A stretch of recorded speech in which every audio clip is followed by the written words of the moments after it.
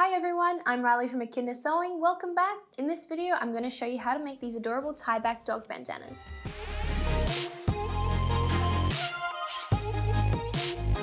These super cute bandanas are very easy to make and will look great on your dog. We also have a tutorial for an over-collar bandana, so check that out as well.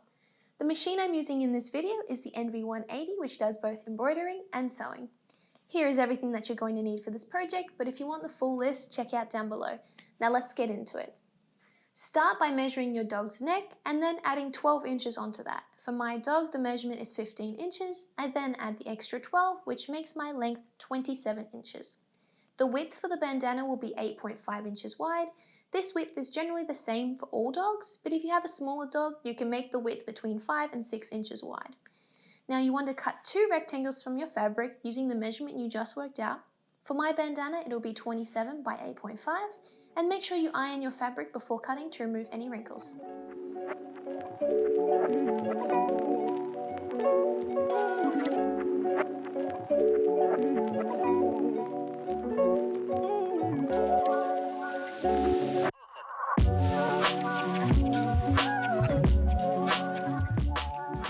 Now that we have cut the rectangles, we will be embroidering on one of them, so you can set the other one aside for now.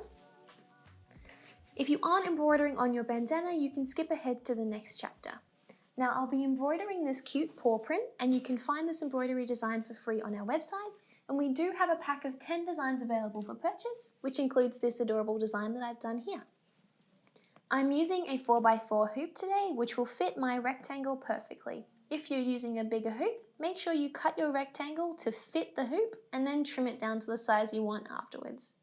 For this tutorial, I'm using a cotton fabric with an iron-on tearaway and a cutaway stabilizer underneath that. Because of the density of the stitches in this design, having two stabilizers just ensures that the stitches won't pull on the fabric. So I'm going to iron on my tearaway stabilizer in the middle of my rectangle.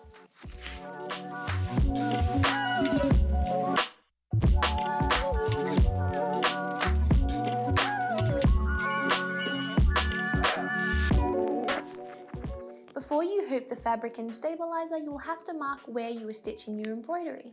So you'll need to find the center point on the rectangle. Do this by folding your fabric in half, and then with your friction pen, make a little mark at the top point in the middle. Then with your ruler, you want to measure 4 inches down from that point and then mark a horizontal and a vertical cross at that middle point.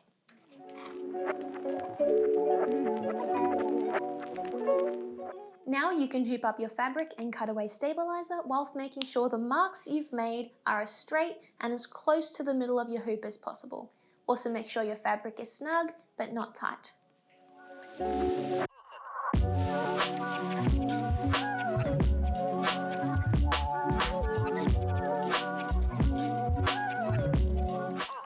Then finger tighten the screw, and now you can embroider your design on.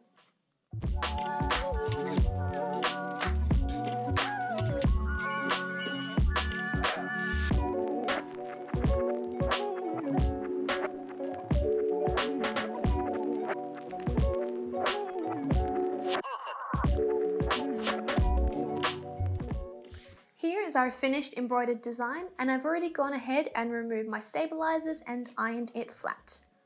Now take your friction pen and your ruler and mark the midway point along the bottom edge. For me, it'll be 13.5 inches.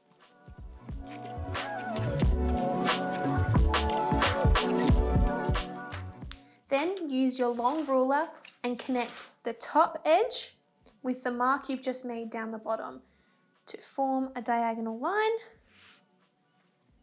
Then use your rotary cutter and cut along the edge of the ruler, like so, and repeat that on the other side.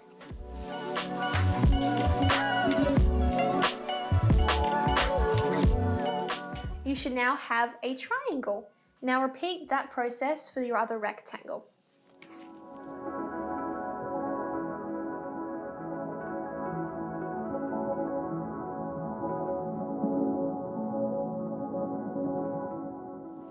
Once you have your two triangles, place the right sides together and pin or clip the edges to secure them.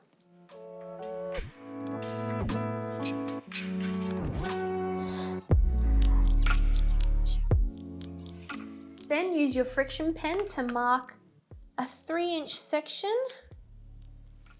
at the top of your bandana, as you want to keep this open so we can turn your bandana right side out at the end.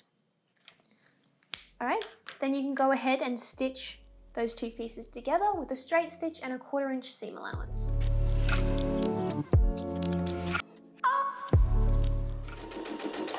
When you get to the first corner, you're going to want to stop, put your needle down into your fabric, lift your presser foot, and rotate your fabric.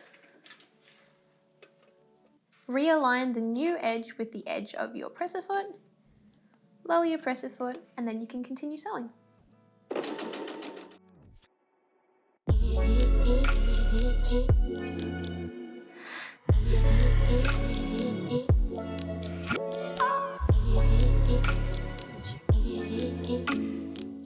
Once you've stitched those together, you want to square off the 3 corners so that when we turn this right side out, your corners will be nice and sharp.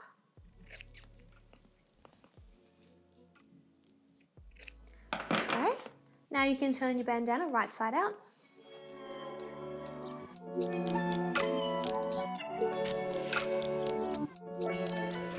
And then just to poke out my corners, I'm just going to grab my purple thing and just use that to poke out my corners nice and sharp.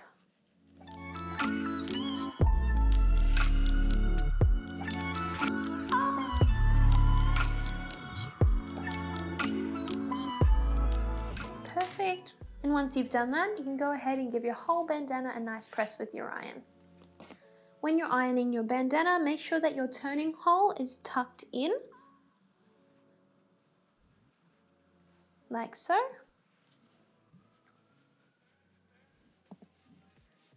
And then after I iron it flat, I'm just going to pop a pin in it to hold it shut while I iron the rest.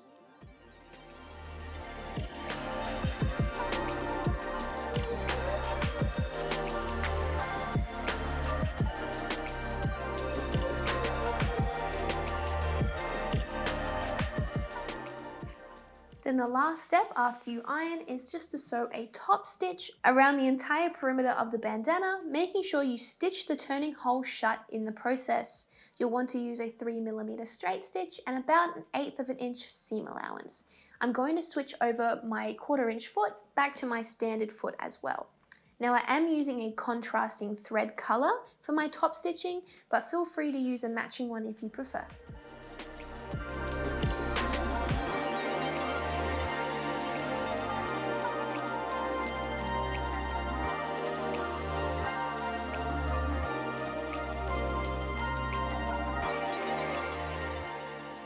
As you can see, I've finished my top stitching and I've also gone ahead and given my bandana a final press with my iron. And that's it, now your bandana is ready for your dog. If you're interested in any of the products that we use in this video, feel free to check out our website for more information, and don't forget to tag us on Instagram so we can see your dog bandanas as well. Thanks for watching, happy sewing!